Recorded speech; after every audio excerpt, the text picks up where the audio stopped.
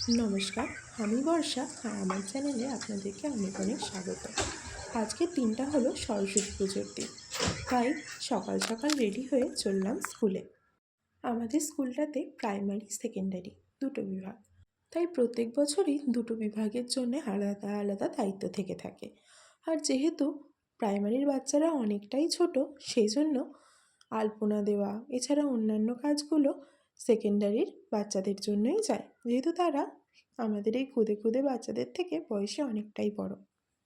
আমি ভিডিও বানাচ্ছিলাম, তাই বাচ্চাগুলো আমার কাছে এসে যখন ফটো তোলার জন্য বলল, তো শিখাদি সবাইকে বললো যে দাঁড়িয়ে পড়, আন্টি তোদের সবাইকে ফটো তুলে দেবে। পুজোর জন্য টুকটাক জোগাড় করে দিয়ে পুরোহিত মশাই আসার পরে সবাই চলল অঞ্জলি দেওয়ার জন্য। আজকের দিনে ছোট বড় যাদেরকেই দেখছি, প্রত্যেক মেয়েরা শাড়ি আর ছেলেরা পাঞ্জাবি, কি সুন্দরই লাগছে দেখতে, তাই না? পুরোহিত মশাই এসে পুজোর কাজ শুরু করলেন, তাই আমিও আর অন্য কোথাও না দাঁড়িয়ে চলে এলাম অঞ্জলি দেওয়ার জন্য। এদিকে গোছানো হচ্ছে অঞ্জলি দেওয়ার জন্য ফুল। প্রত্যেক ছাত্রজীবনই এই সরস্বতী পুজোর জন্য অপেক্ষায় থাকে। জানেন, আমি যখন ছোট ছিলাম আমাদের বাড়িতে তখন সরস্বতী পুজো হতো।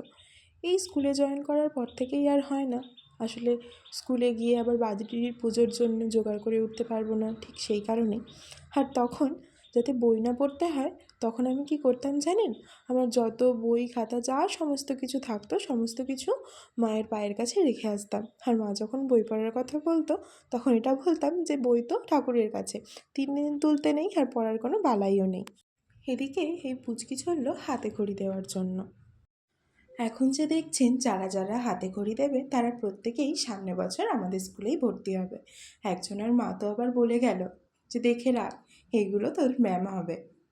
আর এই সমস্ত হাতে খড়ি দেখতে দেখতে আমাদের টুম্পাদির ছেলে সার্থক, যে কিনা এখন ক্লাস 1-এ পড়ছে, সে তার মায়ের কাছে বলছে যে মা আমিও হাতে খড়ি দেবো।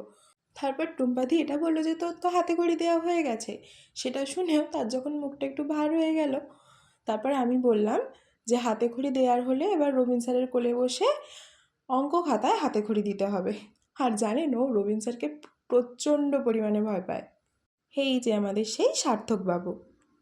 তারপর একে একে যারা বলেছিল হাতে খড়ি দেবে তাদের প্রত্যেকেরই হাতে খড়ি সম্পন্ন করার পরে আমাদের অঞ্জলির পর্ব শুরু করা হলো। হাতে ফুল নিয়ে তৈরি হলাম আমি অঞ্জলি দেওয়ার জন্য। দিদিকে আমি সকালে বলেছিলাম যে পুচুকে আমাদের রেডি করে দিস, আমি অঞ্জলি দেওয়ার পরে ওকে এসে নিয়ে যাব। তো আমি যখন অঞ্জলি দিচ্ছিলাম, দিদি তখনই ফোন করে একবার বলল যে আমার রেডি করা হয়ে গেছে, তুই নিয়ে যা। আমাদের ছোট্ট সোনাকে হলুদ পাঞ্জাবি সঙ্গে ধুতিতে কেমন লাগছে সেটা জানাতে কিন্তু ভুলবেন না। এদিকে পুরোহিত মশাই পুজো অঞ্জলি পর্ব শেষে শুরু করেছেন এবার আরতির পর্ব। এই স্কুল যে শুধু আমার কাজের জায়গা সেটা আমি কখনোই বলবো না, কারণ এই স্কুলেই আমার ছোট থেকে বেড়ে ওঠা আমার শিক্ষা জীবন। আমি এই স্কুলেই পড়াশোনা করেছি, তাই যতই এখানে বসে মায়ের দিকে তাকিয়ে আছি, বারে বারে আমার মনে পড়ছে আমার শিক্ষা জীবনের কথা, আমার ছেলেবেলার কথা। বন্ধুদের সাথে মিলে একসাথে ক্লাসরুম সাজিয়ে তোলা, তারপর থাকতো মায়ের সামনে সারা স্টেজ জুড়ে আলপনা দেওয়া, কতই না দায়িত্ব ছিল তখন। আবার সঙ্গে আরও একটা অনেক বড় দায়িত্ব, অন্যান্য স্কুলে গিয়ে স্যার ম্যামদের নিমন্ত্রণ করে আসা।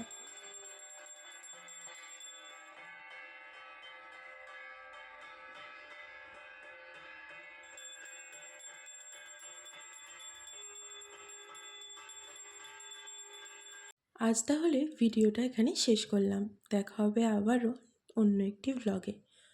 ততক্ষণে যারা এখনও চ্যানেলটি সাবস্ক্রাইব করেননি তাদের কাছে আমার একান্ত অনুরোধ রইল চ্যানেলটিকে সাবস্ক্রাইব করার জন্য।